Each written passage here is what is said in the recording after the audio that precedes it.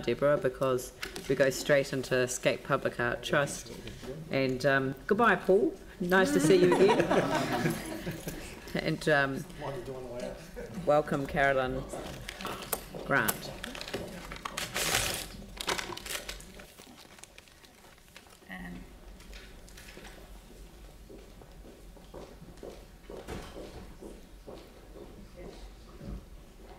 This is the 20th anniversary of SCAPE. I don't know that all councillors would have known that, but yeah, for 20 years we've had SCAPE, and I remember going to the launch of Blue in Christchurch Town Hall, and I don't know who was there at that time. You were not only 10 years old then. Dion actually would have been 10. But right, look, thank you very much. I've joined Deborah. I'm Caroline Grant, and I work in Deborah's team as the Philanthropy and Communications Manager at SCAPE. And as Leanne just said, 2018 is a very special year for us.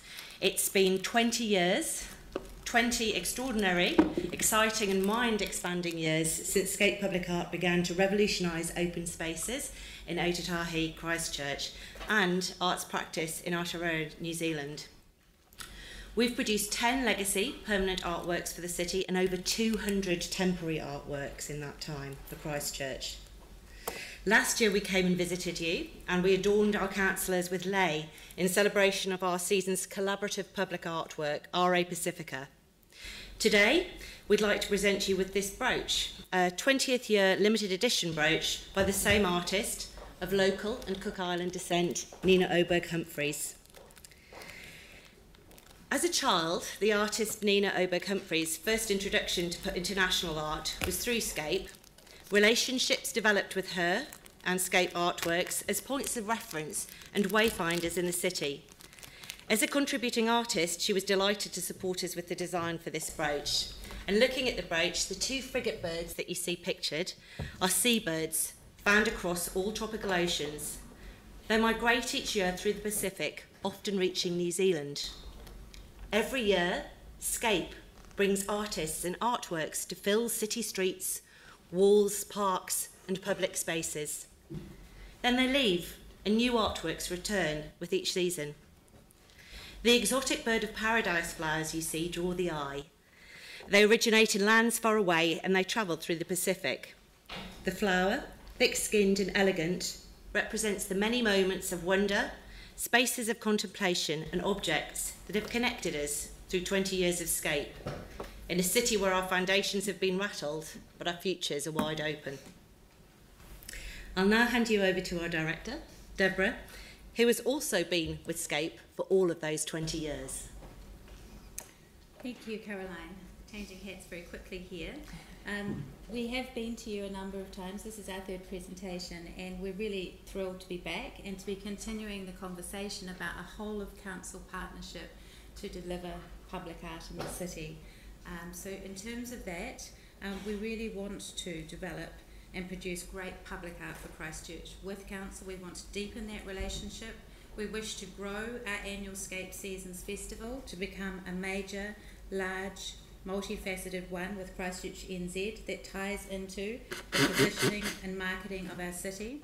We have had very positive discussions with Christchurch NZ, and this year we are transitioning from a community council event to a major event with Christchurch NZ.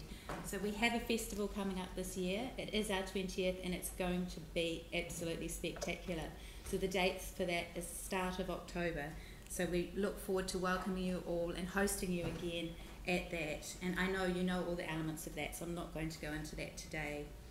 We wish to build SCAPE up together to a point that we really will be a city drawcard nationally and internationally as a unique Christchurch and New Zealand offering, and I truly believe we can do that together.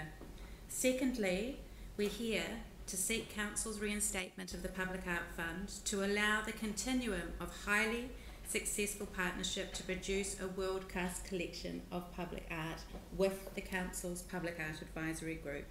This is an excellent, proven mechanism for an independent group with specialist expertise to match funding and develop and manage the criteria for the council that will clearly stretch SCAPE and our ability to generate matched funding from the private sector.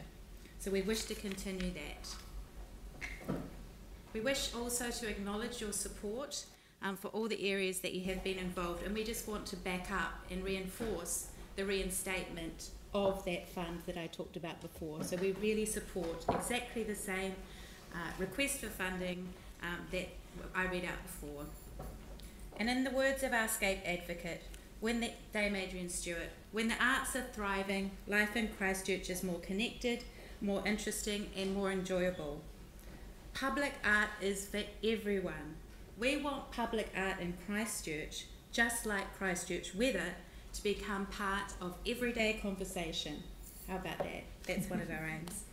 A creative city through the arts is essential to supporting artistic growth in the city and nurturing and supporting artists. We're on the cusp of catching up to cities like Melbourne. Where else can you see within a couple of city blocks an Anthony Gormley, a Martin Creed artwork and a Gregor Cragor artwork?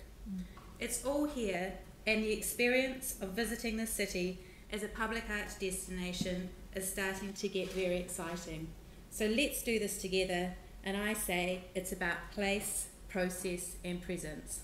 Thank you. This is where we want to go in terms of our long-term vision for the city, in terms of public art. Let's do it together. Thank you. Wow. Those images are, yeah, I don't know where they are, but it's fascinating. I know the Gormley one down the bottom, but I don't know where the elephant is. So the elephant is in Nantes. So Nantes is in France, and they have a festival called Les Voyages à Nantes, and it's all focused on public art. And this is a major revenue generator for the arts. It's like a fairground attraction. It's a mechanical elephant. So you buy a ticket to go on it. And we would love one for Christchurch. We have priced it. So it's Kiwi. Yes. And what's the woman up on the right? What's the that? woman up on the right is in New York, so that's Jeff Koons' ballerina in Wow. New York. There's an Ai Weiwei tree up on the left, and that is at Yorkshire Sculpture Park, which is another brilliant model. Right. And they create revenue through car parking to support their public art. They make their offering free, and he is a Chinese artist. It's called Iron Tree. So it's made up of different casts of different tree branches. It's an amalgamation of them. And then in the middle is the Parthenon of Books. And this is a project from Kassel, Germany, from Documenta last year, and it's made up of banned books. So everybody in the community contributed a banned book to it. So truly engaging. Yeah, that's right. I didn't realise so many had been banned. Not just Germany, from all cultures. Yeah. Right, well, the questions. Yanni. Thank you for the time you've taken in the presentation and for the work that you do. One of the earlier submissions we heard, not today, but on another day, talked about the desire to see us use local artists. And I know some of the criticism of things like the Gormley has been the huge cost at possibly the expense of nurturing local talent. So I just wondered if you had any thoughts or reflections on, getting the balance right between the big kind of major public artworks and putting money into the more local creative areas of the city. Absolutely. It's intrinsic to our model to have 1/3 local, 1/3 national and 1/3 international in terms of our festival. We run education programs for all Christchurch school children. We're also inviting emerging artists who need to gain experience in public art through our Reactivate program, so that's all about local. We're commissioning kids through Reactivate Kids, so we do have a broad spectrum of balance, but I think it's also very important that we aim to be a world-class destination for public art, that we have some points of difference, that we have a reason for people to visit, and we have a very good collection of public art, and I think it is well represented. We have made a commitment to produce a work by a local woman artist, because the Public Art Advisory Group recognised that the collection of art was quite male-centric, so we're creating more opportunities for women artists, and we're also working on this major Ngāi Tahu artwork piece. So that is going to be 4 big artworks by a local Ngāi Tahu artist. So there's a good mix in there. Phil? Thank you, Deborah. I just wondered how much coordination, say, you have with the art gallery and some of the other smaller art galleries. We partner with everybody. We have to, because we don't have a home.